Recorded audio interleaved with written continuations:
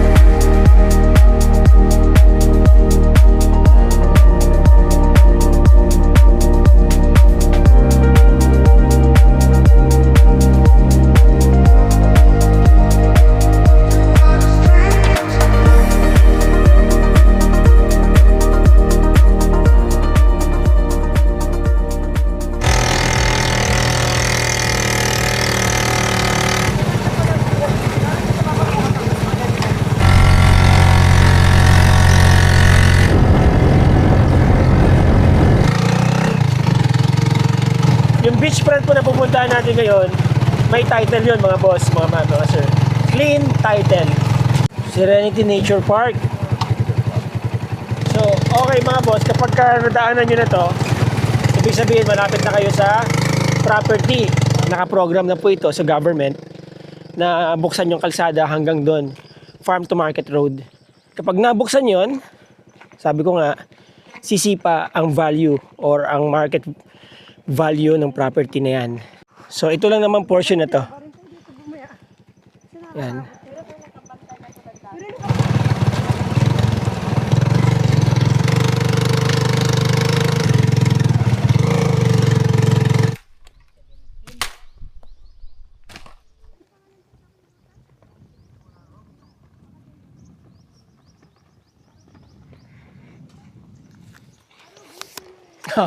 Alright mga boss, mga sir. Kita nyo naman ang aking background. Paraiso mga boss. Nandito ako ngayon sa Culion, by the way. Isa sa pinaka-historical places sa Pilipinas. Actually, pinaka-historical place sa Palawan, ang Culion. Regained paradise o binawing paraiso. Kasi po noon, may stigma po sa Culion. Kasi tapunan po ito noon or dito dinadala yung mga may ketong na yung mga panahon na yon hindi nila alam kung paano gagamutin ng ketong. Walang gustong pumunta dito na dati naman itong lugar na to noon, sabi nila dito ay wala namang ketong. Pero ito yung napili ng gobyerno para ilagay dito yung mga taong may sakit na ketong. Ano po? So ngayon, unti-unti na pong nawawala yung stigma na yon. Ano po? Nagbukas na ngayon ang Culion sa turismo. Hindi pa rin ganun karami ang turistang pumupunta kagaya sa El Nido at saka sa Coron. Okay? Pero I think Culion will be the next big thing dahil there is so much to offer here at napaka-historical ng lugar na Culion. Siguro yung accessibility na lang ang kailangan i-improve. Meron yatang proposal ang ating gobyerno na maglagay ng tulay mula sa Coron, magtatawid inter-island papunta dito sa mainland ng Culion. Actually, mas malaki po ang Culion sa Coron. Okay? And I would also like to emphasize, guys, mga boss, mga sir, ang hospital po nila dito ay category level 2. Ito pong hospital dito sa Culion ay isa sa mga ginagawang training grounds ng mga magagaling nating doktor sa Pilipinas, mga boss, mga sir. So, kapag ka magre-retire ka dito, meron kang at least assurance na yung mga emergency health issues mo ay agad na malalampatan ng kaukulang lunas dyan sa hospital ng Culion. Ano po? At saka libre po sa hospital ng Culion, sabi nila sa akin, libre lahat dito mga boss, mga sir. Isa po yan sa malaking consideration sa mga investors po dyan, sa mga gusto mag-retire, sa mga ganitong parang sabihin na natin remote places, ano, pero paraiso, di ba? Kita nyo, tahimik. Bago ka makarating dito, dadaan ka ng medyo rough road, ano? Hindi naman lahat rough road. Let's say kalahati nun, rough road papunta dito. So nag-tricycle kami about 1 hour from pier ng Kulyon, makakarating ka dito. Pero kung naka-pick up ka, naka-SUV ka, about 30 minutes lang po ito. May access din po ito via boat galing doon sa pier ng Kulyon. Pero mas matagal yon, ano po. And what I mean to say is very accessible na po itong property, mga boss, mga sir. Very ideal din ito sa mga investors na naghahanap ng isang area na gusto niyang i-develop into high-end resort. Ano po, yung ang target market nila ay yung mga luxury tourists. Yung mga talagang may pera na mga turista na willing magbayad sa isang accommodation na may sense of privacy, di ba? Na parang hindi lahat makakapunta dun sa lugar na yon. Kagaya dyan sa El Nido. El Nido is already a very crowded area. Nandun ako, ang dami talagang mga foreigners, no?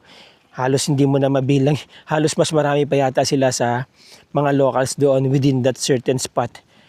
And yet, meron pong hotel doon, resort doon na 280,000 per night, no? 60,000 per night, 'di ba? May mga pumupunta pa rin. Pero dito, tingin ko naman kung may gagawa nun dito, magiging viable po yung ganong klaseng level of accommodation. There is so much to do here, mga boss, mga sir. And it offers a very tranquil, a very peaceful, a very serene place. Very, very attractive sa mga ganong segment ng market. Yung mga ultra luxury tourist na naghahanap ng isang lugar na usually hindi kayang puntahan ng ordinaryong tao. Alright, so bago ko po i-discuss sa inyo ang technicals at pakita sa inyo kung anong meron dito sa ground, syempre, paliliparin muna natin si Chokokoy.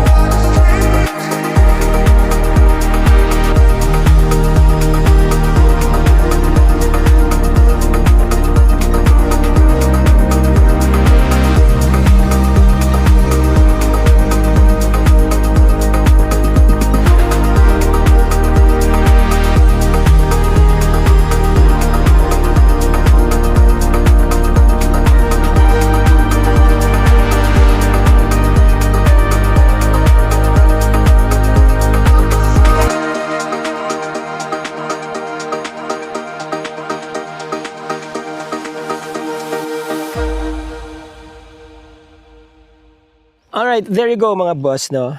Medyo solemn yung introduction ko kasi habang nag-i-intro ako, ma'am, naiisip ko yung mga naging buhay dito noon ng mga may sakit na leper. Yung mga lepers, yung may mga leprosy, ano.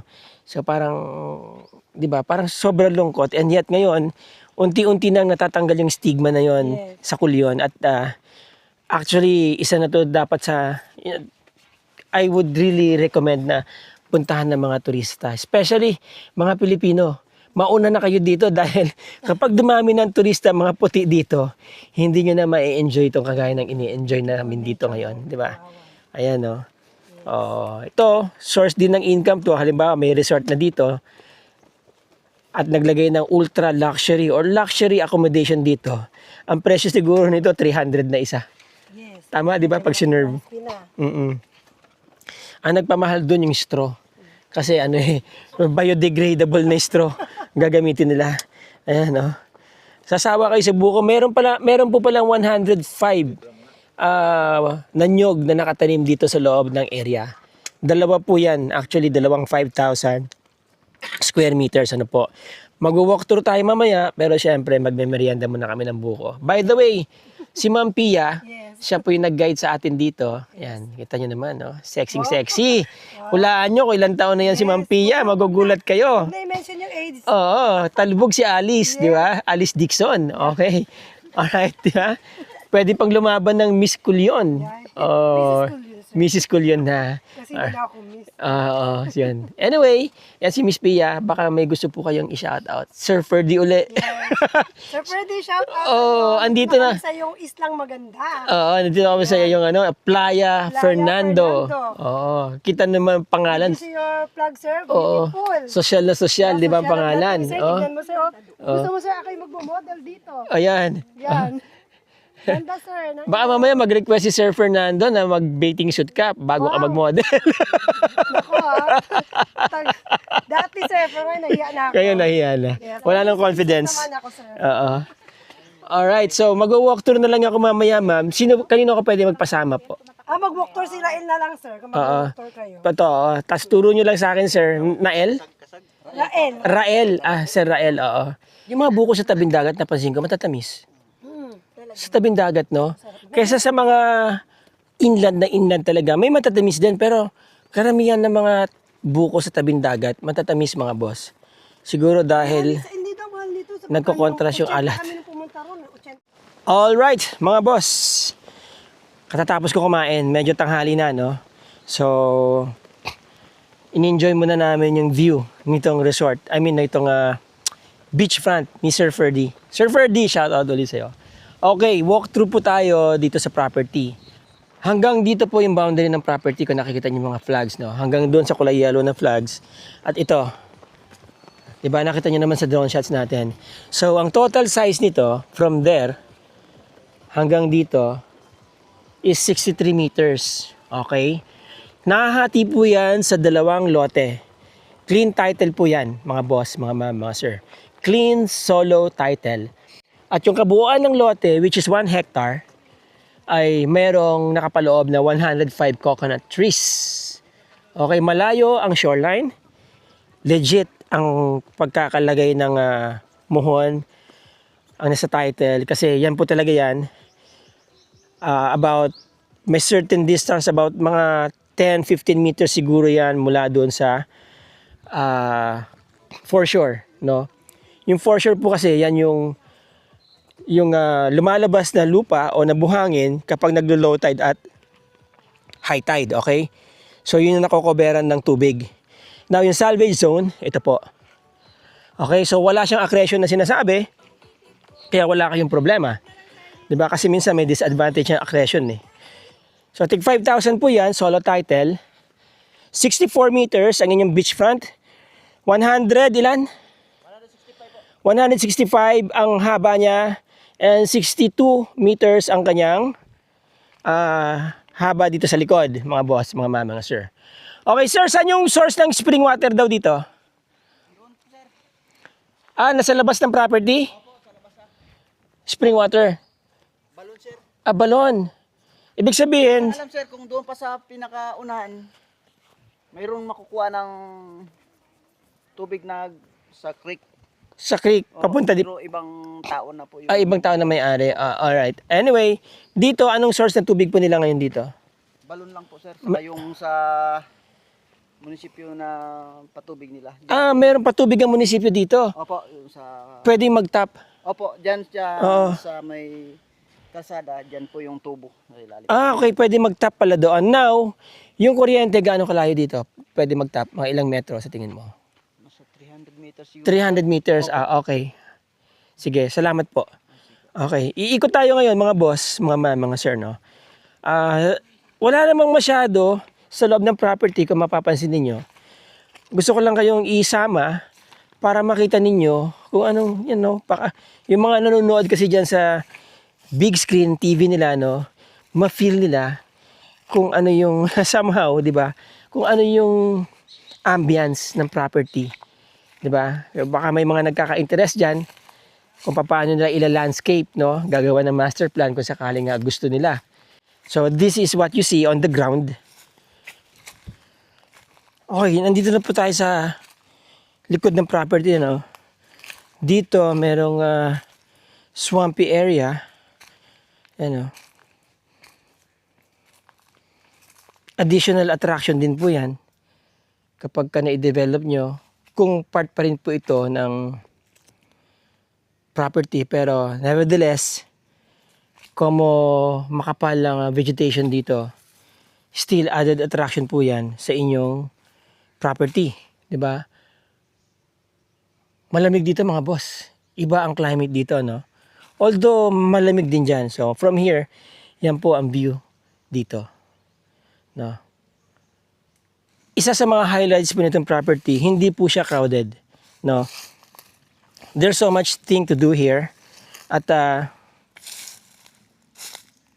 pwede nyo pa siya i-introduce as something private, something na hindi basta-basta napupuntahan ng ordinaryong tao, no? Talagang ang magiging market nyo dito, ang opportunity ninyo, pwede nyo i-market sa mga high-end turista, di ba? Sa mga turistang meron talagang pambayad para, ma-experience yung ganito ka-peaceful and serene na beach resort. Alright? Sobrang tahimik. Pangalawa, yung kanyang shoreline, talagang, hindi siya kantilado. Ang layo na ng drone kanina. 'Di ba? Ang babaw pa rin mga boss, mga sir. Okay? Pangatlo, ang Kulyon po ay merong level 2 hospital, sabi ko nga kanina, 'di ba? May level 2 hospital siya. So you don't have to worry about, kapag ka meron kang health issues, hindi ka kailangan pang pumunta sa ibang lugar. Dito mismo sa isla, pinupuntahan ng mga taga-isla even as far as Puerto Princesa, pumupunta dito para magpagamot. Libre po ang gamutan dito. Meron pong 3 ways to access Kulyon via aeroplano. Lalapag kayo sa Busuanga and then magbo-boat kayo papunta dito. And if you're coming from Puerto Princesa City, let's say may property kayo dyan or nagbakasyon kayo dyan, gusto nyo pumunta dito sa Kulyon, by land, tapos punta kayo ng El Nido, and then from El Nido, sasakay kayo ng ferry going to Coron, and then Coron going to Kulyon. And third is, kung galing kayo Metro Manila, baba kayo ng Coron, baba kayo ng Coron via to go, and then sakay kayo ng ferry going to Kulyon. Okay? Ang asking price po ng may-ari is 25 million sa 5,000 square meters, kung yun lang ang bibili ninyo. Naka-solo title na po yan. Clean solo title, meaning living po ang pipirma at nag-iisa lang. Or pwede nyo pong kunin yung dalawa, mga boss, mga sir, which is 1 hectare. Asking price po na may-ari is 40 million. Negotiable po yan, mga boss, mga sir. Okay, para sa ibang disclosures, and by the way, ulitin ko, yung beachfront po natin is 64 meters ang kanyang haba, ang kanyang lapad, at yung kanya namang length papunta sa likod is 165 meters. Alright, so mahaba, maganda ang configuration ng property. Okay? So, yung mga interesado po dyan and other disclosures, mga boss, mga ma'am, mga sir, nandyan ang aking contact details sa screen at nandyan din sa description ng video na to. At kapag wala ako dito sa Kulyon, hindi ko kayo masamahan. Of course, si Ma'am Beautiful ang sasama sa inyo. Si Ma'am Pia Villones, hanapin nyo lang po siya. Ma'am, di ba dati kang beauty queen? Dati ka bang beauty queen, ma'am? Hindi ba? Hindi ka ba sumasali sa mga beauty contest dito noon? Dati lang sir, nag-grainer. Ano lang sir, parang ano lang din, naging binibining kagitingan. Oh, di ba? Sabi ko na Dati nga sa ba eh. munisipyo. Oh, yun. Okay, so syempre ngayon, ano pa rin, Minake up pa mababanag nyo naman sa kanyang sa kanyang figure, di ba? na maintain ni ma'am. Anyway, siya na po ang mag-aasikaso sa inyo kung sakasakaling gusto niyo makita yung property. Pero kung halimbawang gusto niyo nandito rin ako, sama niyo ako, pwede naman yun. Oh, sir. Pero kung gusto, Libre nyo lang ako sa pamasahe at accommodation, di ba? Ma'am, medyo, ano lang, medyo, you know, when you go here, sa Kulyon, mga boss, mga ma'am, mga sir, if you travel alone, ang pamasahe, you have at least, kailangan nyo magtabi ng mga, including accommodation, ano, let's say you're going to stay in Coron, you want to enjoy El Nido, and you want to enjoy Kulyon, let's say around 30K, talagang sulit na yung bakasyon ninyo. Nakapag El Nido na kayo, nakapag Coron na kayo, at nakapag Kulyon na kayo. By the way, papasyal po tayo sa Coron, papasyal tayo sa museum, at saka doon sa hospital, at saka kung ano-ano pa mga, you know, mga historical and beautiful places dito na bihira lang makita ng mga tao. Okay? Right, ma'am? Kailan yun? Yes, sir. Bukas. So, abangan nyo po yung Abangan nyo video na bukas. yan. After this video, i-upload ko na po yun. Alright? Again, maraming salamat sa inyo mga boss, mga ma'am, mga sir. Maraming salamat sa inyong time. Ma'am, baka may gusto kang i-shout out. sige, shout out na lang kay Sir Ferdy. Okay. Ang daming Kila beses Sir Dar. Yeah. Maraming beses na kayong shoutout, Sir Ferdy. Shoutout ko din syempre kayo. Shoutout po sa inyo. By the way, ito po yung mga kasama namin ngayon. Yan. Yan. Yan sila. Si Sir Si Sir Taweng, Taming, si Lota, si Lota, si Sir Rael, and si Sising. Sising. Oh, Sir Ferdy. Sila po yung inyong mga magigiting na nagbabantay sa inyong property. Alright, maraming salamat mga boss, mga ma'am, mga sir. I hope nag-enjoy kayo sa video na to and enjoy the other videos as well na i-upload ko dito sa Kulyon. Ciao!